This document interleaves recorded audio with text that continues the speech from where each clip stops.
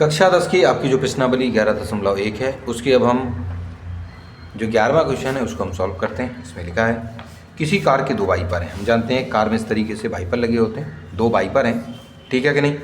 परस्पर कभी आच्छादित नहीं होते, यानी दोनों कभी ऐसा नहीं है कि एक दूसरे के साथ। इसका देखो, अगर ये यहाँ है, जब ये इधर आएगा तो ये वाला इधर आ जाता है, ये हम सभी जानते हैं। इस तरीके से आपके जो वाइपर हैं वो घूमते हैं, ठीक है कि नहीं। चलो, तो इसमें लिखा है कि प्रत्येक वाइपर की जो पत्ती है, ये वाली, ये जो वाइपर है इसकी ये जो पत्ती है, ठीक है कि नहीं, वो कितनी है आपकी, वो आपकी है 25 सेंटीमीटर। यानी ये कितना है जी आपका 25 सेंटीमीटर। अगर ये पूरा ऐसे घूमेगा ना तो एक लगभग एक वृत्त जैसा ही ये पूरा बना लेगा, ठीक है कि नहीं। लेकिन केवल और केवल ये कितना घूमता है आपका 25 सेंटीमीटर है। और ये घूमता कितना है, ये घूमता केवल 115 डिग्री, यानी ये दोनों ही 115 डिग्री घूमते हैं। यानी ये यहाँ से ये पहले यहाँ आएगा, बिल्कुल एकदम यहाँ ज़मीन के साथ जुड़ जाएगा, और यहाँ से जब ये घूमेगा जाएगा तो कितने दूर तक जाएगा, यानी लगभग 115 डिग्री बनाने के बाद रुक जाएगा, फिर वहाँ से फिर वापस आएगा, फिर जाएगा, फिर आएगा, ठीक है। ऐसा ही ये भी करता है। तो इनकी जो त्रिज्या है वो कितनी है, 25 सेंटीमीटर है।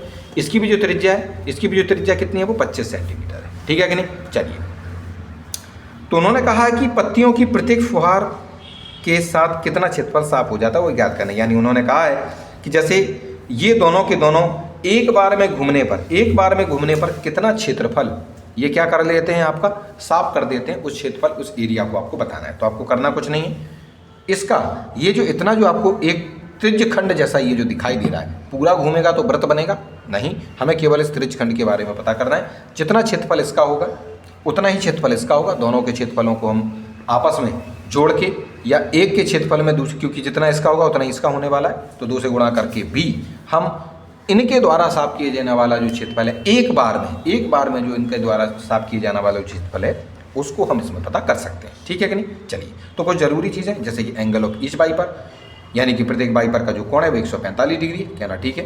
रेडियस यानी त्रिज्या कितनी मानी जाएगी, यहाँ पे त्रिज्या यहाँ से लेकर यहाँ तक यानी 25 सेंटीमीटर मानी जाएगी, 25 सेंटीमीटर, ठीक है।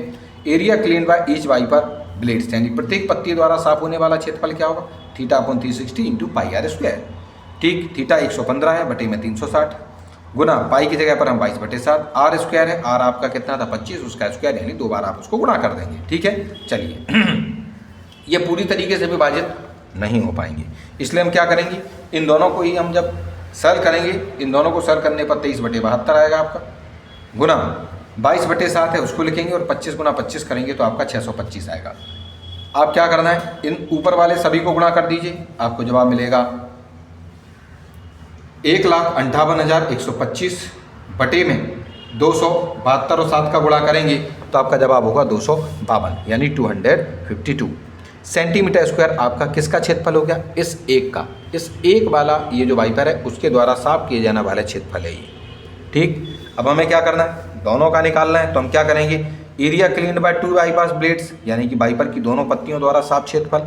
तो एक इतना कर रहा था, 2 कितने, एक आपका कर रहा था कितना, इतनी सफाई कर रहा था, तो 2 कितने करेंगे, 2 से गुणा कर दो, गुणा करेंगे, क्योंकि 2 से और ये जो 256 है आपस में कटेंगे तो 126 आएगा, ऊपर वाला जितना लिखा होता है उतना ही होगा।